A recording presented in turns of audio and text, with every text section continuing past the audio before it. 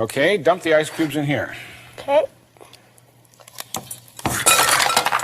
Whoops. Okay, now I would like you to fill that glass with ice cubes. Okay.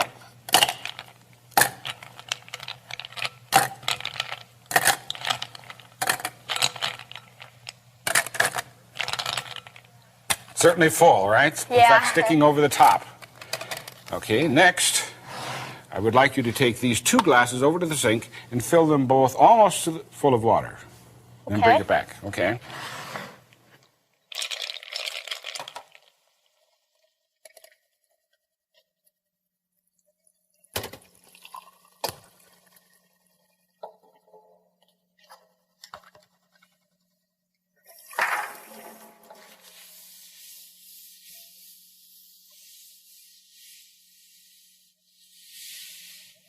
Okay.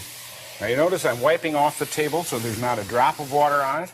Okay. And I will wipe off this plate so there's not a drop of water on it. Why?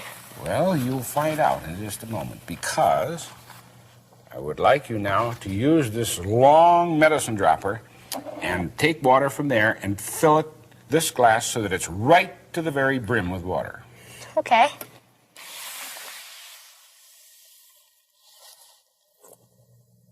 Don't let it overflow, but get it right to the very top. Aha! That's it.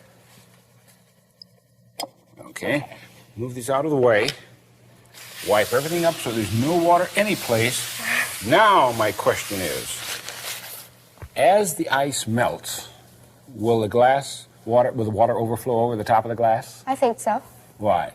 Well, because like you have the water, and the water is full to the top, and then you have the ice also, and like I think while the ice melts, it'll just overflow. Okay, that's one theory, and that's definitely a theory, right? Yeah. You know what a theory is.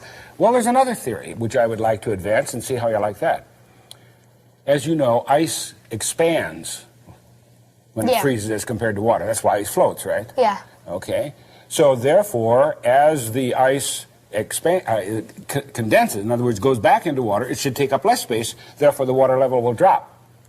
Okay, yeah, I see. That's theory 2. Yeah. Now, there's a third theory.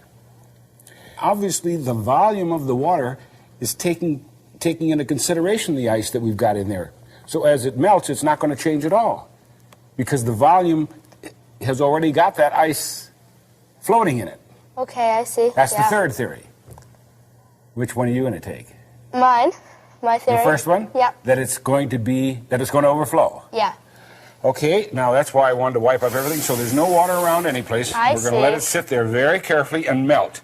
It'll take about 2 hours. Can we be back in 2 hours? Sure. And I promise I won't touch it. Okay. Okay? Hi. Hi, Karen. Ah, you're right on time. 2 hours. You're very punctual. Are you usually? Most of the time. Okay. There's the glass that had the ice in it. Don't touch the counter now. It didn't melt. And your theory was that it was going to melt and flow over the top, right? Yeah. And why was that? Well, the ice, like it was floating above the top of the glass, so I thought it would melt. Okay.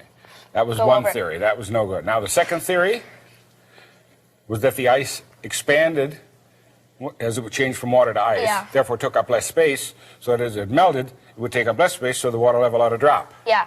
Did it? No.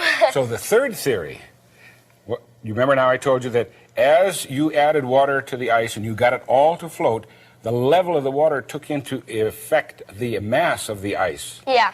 And therefore, as it melted, that water level is going to stay exactly the same. And that's what happened. Yeah.